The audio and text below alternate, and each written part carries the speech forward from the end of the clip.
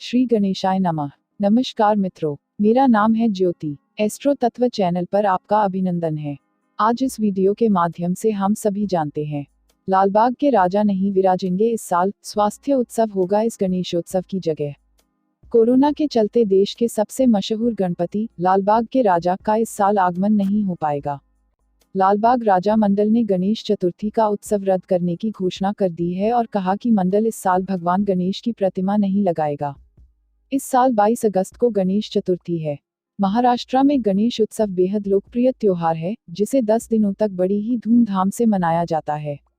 मुंबई समेत राज्य के अलग अलग इलाकों में विशाल पंडाल लगाए जाते हैं, जहां हजारों श्रद्धालु आते हैं।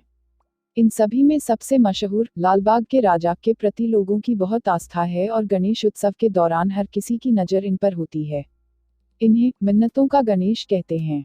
लोग अपने दुखों को दूर करने के लिए गणपति से प्रार्थना करते हैं और अगले वर्ष जल्दी आने का आग्रह भी करते हैं। चलिए जानते हैं प्रसिद्ध लालबाग के राजा की खासियत और इस साल उत्सव न करने की खास वजह।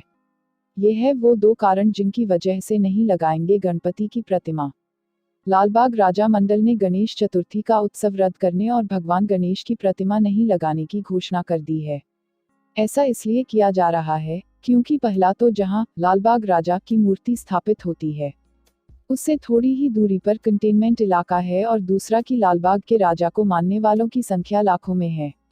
यदि मूर्ति स्थापित की गई तो बड़ी संख्या में श्रद्धालु आएंगे, जिससे संक्रमण फैलने का डर रहेगा। इसीलिए लोगों के स्वास्थ्य को ध्यान में रखते हुए मूर्ति की स्थापना नहीं करने का यह कदम उठाया गया है। महाराष्ट्र के मुख्यमंत्री उद्धव ठाकरे ने भी पिछले महीने ही कोविड-19 महामारी को देखते हुए इस साल साधारण तरीके से उत्सव को मनाने की अपील की थी और गणेश मंडलों से यह आग्रह किया था कि वह सामाजिक कल्याण कार्यक्रमों को आयोजित करें। 1200 सदस्यों ने मिलकर लिया यह फैसला। लालबाग राजा मंडल के लोग हर साल मुंबई में अपने पंडाल में गणपति की बेहद आकर्षक प्रतिमा तैयार करता है। 86 सालों में पहली बार है ऐसा फैसला लिया गया जब लालबाग के राजा नहीं विराजेंगे। सालों से चली आ रही इस परंपरा को खंडित करने का निर्णय लेना मंडल के लोगों के लिए आसान नहीं था। लालबाग राजा गणेश कमेटी के लगभग 1200 सदस्यों ने करीब 3 घंटे तक मीटिंग की और अंत में लालबाग के राजा को इस साल नहीं विराजने का फैसला हुआ। लालबाग के राजा इसलिए हैं खास।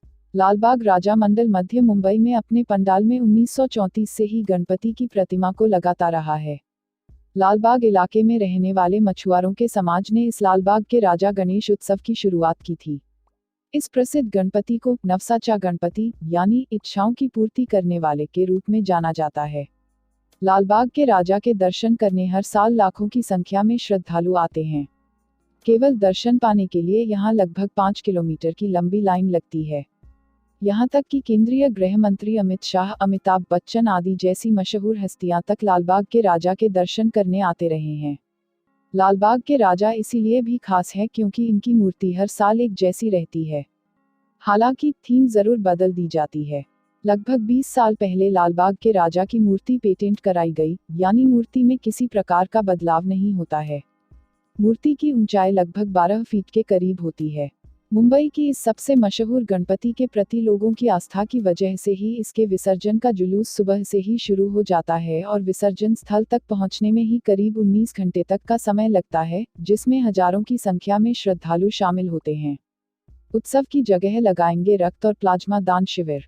मंडल के सदस्यों ने कहा कि हम देश ही देव मानते हैं, इसीलिए इस साल बढ़ती महामारी को देखते हुए मंडल ने गणेश की प्रतिमा नहीं लगाने का निर्णय लिया है और उत्सव की जगह रक्त और प्लाज्मा दान शिविर लगाकर लोगों की मदद करने का फैसला लिया गया है।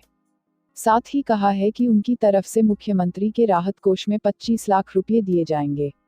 मंडल ने वैसे पुलिसकर्मियों जिनकी मौत कोरोना वायरस संक्रमण की वजह से हो गई, उनके परिवारों को वित्तीय सहायता प्रदान करने का निर्णय लिया है। इसके अलावा लद्दाख में चीनी सैनिकों के साथ झड़प में शहीद हुए 20 जवानों के परिवारों को भी सम्मानित करेंगे। तो मित्रों, हमारे चैनल एस्ट्रो तत्व में दी गई ये जानकारी आपको कैसी लगी, हमें कमेंट कर बताएं। चैनल को लाइक, शेयर और सब्सक्राइब करें और हाँ, घंटी वाले आइकॉन को भी दबाएं। और चलते चलते खुश रहें, मस्त रहें, आबाद रहें, स्वस्थ रहें। धन्यवाद मित्रों।